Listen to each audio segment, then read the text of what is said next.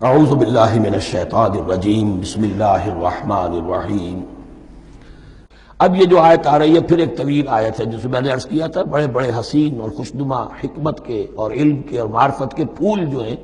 وہ اس بنتی میں بن دیے گئے ہیں۔ دو لڑیاں یعنی شریعت، عبادات اور معاملات، دو لڑیاں انفاق اور جہاد، قتال، جہاد بالمال، جہاد بالنفس، اور ان میں یہ پھول آ جاتے ہیں عظیم۔ اس کو میں نے عنوان دیا ہے آیت الاختلاف، آیت الآیات، آیت البر، اور یہ آیت الاختلاف۔ اختلاف کیوں ہوتا رہا ہے؟ اور یہ بہت اہم ہے، اس لیے کہ جو وحدت ادیان کا فلسفہ دنیا میں کچھ لوگوں کی طرف سے پیش ہوتا ہے، اس کا ایک حصہ صحیح ہے اور ایک حصہ غلط ہے۔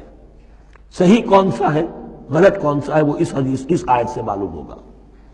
کان الناس امۃ واحدۃ، اس میں کوئی شک نہیں، پہلے تو انسان سب کے سب ایک امت تھے، حضرت آدم کی نسل، حضرت آدم نبی ہیں تو امت تو ایک ہی تھی۔ جب تک کہ ان کے اندر گمراہی پیدا نہیں ہوئی، اختلافات نہیں ہوئی، شیطان نے کچھ لوگوں کو نہیں ورگلایا، اس وقت تک تو کان الناس امۃ واحدہ، تمام انسان ایک ہی امت تھے۔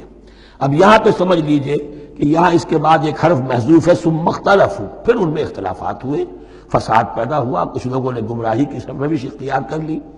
ایک بیٹا اگر حابیل تھا تو دوسرا قابیل بھی تھا۔ فبعث اللہ النبیین مبشرین ومنذرین، تو اب اللہ نے نبیوں کو بھیجنا شروع کیا جو بشارت دیتے تھے نیکوکاروں کو اور جو خبردار کرتے تھے غلط کاروں کو۔ وانزل معهم الکتاب بالحق لیحکم بین الناس فیما اختلفوا فیہ، اور اللہ نے ان کے ساتھ کتاب نازل فرمائی اپنی، تاکہ وہ حق کے ساتھ نازل فرمائی، تاکہ وہ فیصلہ کر دے لوگوں کے مابین ان امور میں جن میں انہوں نے اختلاف کیا تھا۔ وَمَا اخْتَلَفَ فِيهِ إِلَّا الَّذِينَ أُوتُوهُ مِن بَعْدِ مَا جَاءَتْهُمُ الْبَيِّنَاتُ بَغْيًا بَيْنَهُمْ، اور پھر جو اختلاف کیا ان میں سے تو نہیں کیا اختلاف کرنے والوں نے مگر جن کو کہ وہ کتاب دی جا چکی تھی، ہدایت دی جا چکی تھی، من بعد ما جاءتهم البینات، اور اس کا سبب کیا تھا؟ بغیم بینہم، یہ لفظ میں نے پہلے بھی نوٹ کروایا تھا، بغیم بینہم، دی ارج ٹو ڈومینیٹ، زدم زدہ، سارا فساد دنیا میں جو ہوتا ہے دی ارج ٹو ڈومینیٹ، آدمی جو ہے میں اس کی بات کیوں مانوں، یہ کیوں نہ میری مانے، یہ ہے کہ جس میں جو بھی سربراہی اور بالادستی حاصل کرنے کی جو ایک انسان کے اندر ایک ہے، امنگ ہے، یہ امنگ رکھی گئی ہے انسان میں، جہاں انسان کے اندر اچھے میلانات رکھے گئے، برے بھی رکھے گئے، نفس بھی تو انسان ہی میں ہے، اس لیے کہ انہی کی درمیان حق و باطل کی کشمکش چلتی ہے انسان کے باطن میں، حق و باطل کی ایک کشاکش انسان کے باطن میں چلتی ہے، ایک خارج میں چلتی ہے۔ تو فرمایا پھر ہم نے اپنے رسول بھیجنے شروع کیے، فبعث اللہ النبیین مبشرین ومنذرین وانزل معهم الکتاب بالحق لیحکم بین الناس فیما اختلفوا فیہ وما اختلف فیہ الا الذین اوتوہ من بعد ما جاءتهم البینات بغیا بینہم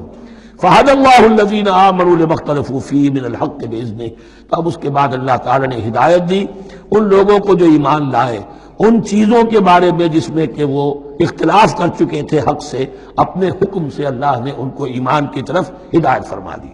واللہ یہدی من یشاء الی صراط مستقیم، اور اللہ ہدایت دیتا ہے جس کو چاہتا ہے سیدھے راہ کی طرف۔